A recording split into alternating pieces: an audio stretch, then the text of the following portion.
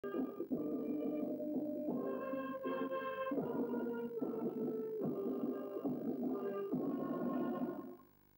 Nigerians. It has become necessary for me to address you, having heard from many concerned Nigerians and having concluded a meeting with all the security chiefs.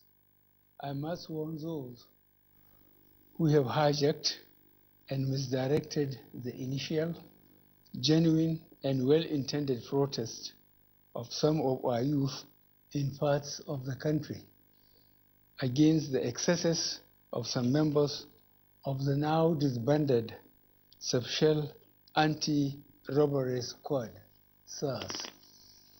On Monday, 12th October, I acknowledged the genuine concerns and agitations of members of the public regarding the excessive use of force by some members of SARS.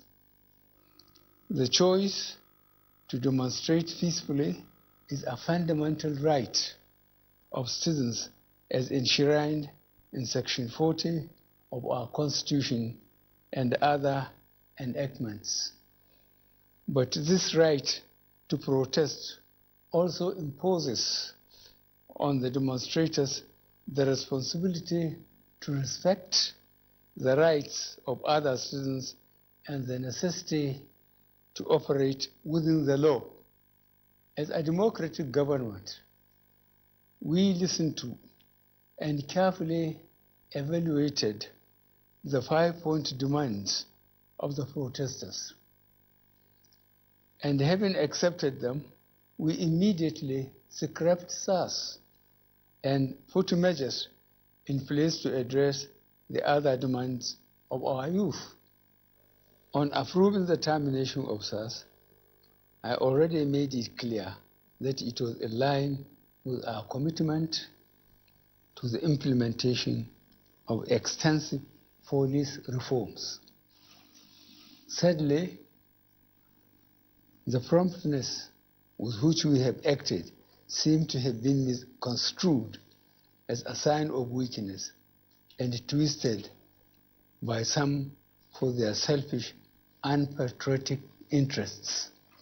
The result of this is clear to all observers.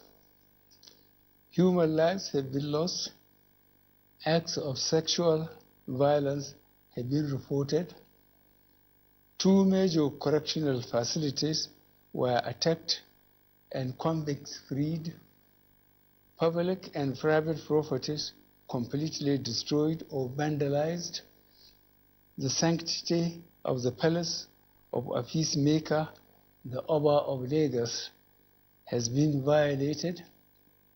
So-called protesters have invaded an international airport and in the process disrupted the travel plans of fellow Nigerians and our visitors. All this executed in the name of the End SARS protests. I am indeed deeply pained that innocent lives have been lost. These tragedies are uncalled for and unnecessary. Certainly, there is no way whatsoever to connect these bad acts to legitimate expression of grievance of the youth of our country. The spreading of deliberate falsehood and misinformation through the social media in particular, that this government is oblivious to the pains and plight of the citizens is a ploy to mislead the unwary within and outside Nigeria into unfair judgment and disruptive behavior. On the contrary, both our deeds and words have shown how committed this administration has been to the well-being and welfare of citizens, even with the steadily dwindling revenues and the added responsibilities and restrictions due to the coronavirus pandemic.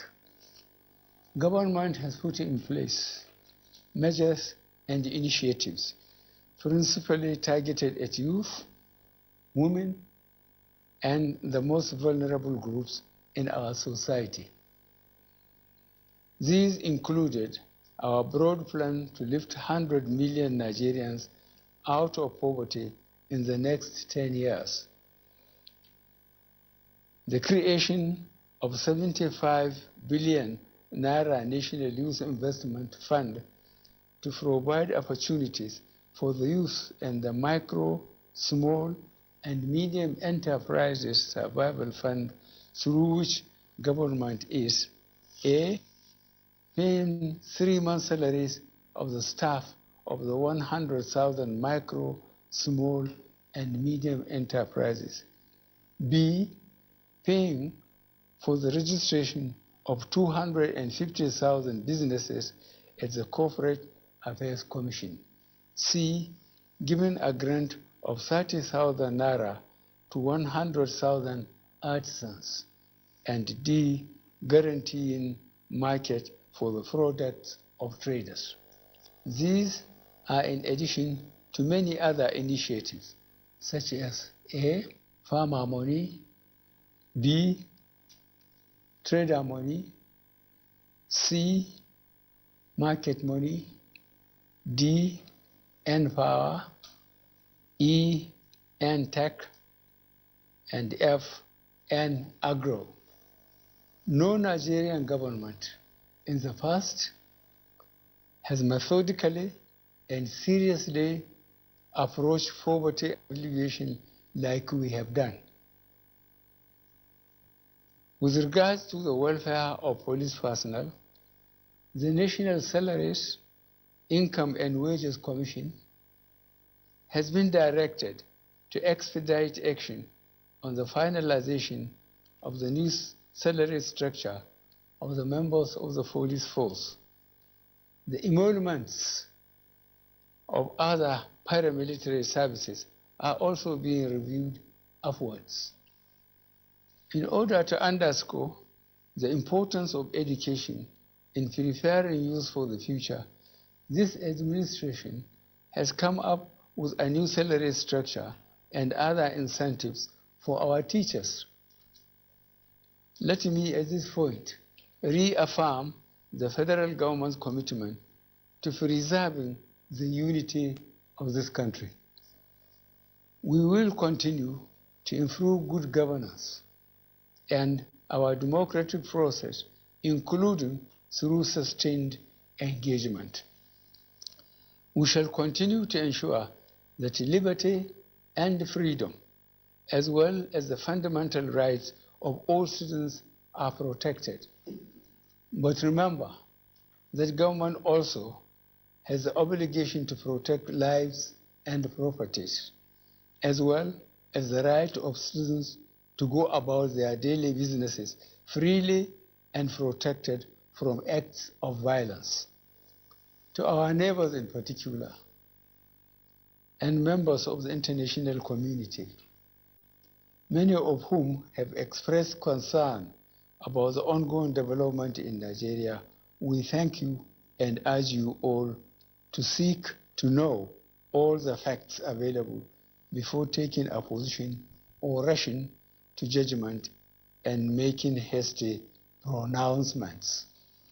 In the circumstances, I would like to appeal to protesters to note and take advantage of the various well-thought-out initiatives of this administration designed to make their lives better and more meaningful, and resist the temptation of being used by some subversive elements to cause chaos with the aim of truncating our nascent democracy. For you to do otherwise will amount to undermining national security and the law and order situation. Under no circumstances will this be tolerated. I therefore call on our youth to discontinue the street protests and constructively engage government in finding solutions. Your voice has been heard loud and clear, and we are responding. And I call on all Nigerians to go about their normal businesses and enjoin security agencies to protect lives and properties of all law-abiding citizens without doing harm to those they are meant to protect. Let me pay tribute to officers of the Nigeria Police Force who have tragically lost their lives in the line of duty. I would like to thank those state governors, traditional and religious leaders who have appealed for calm and restraint. I also thank youth leaders who have restrained their followers from taking the law into their hands. This government respects and will continue to respect all the democratic rights and civil liberties of the people, but it will not allow anybody or groups to disrupt the peace of our nation. Thank you all. God bless the Federal Republic of Nigeria.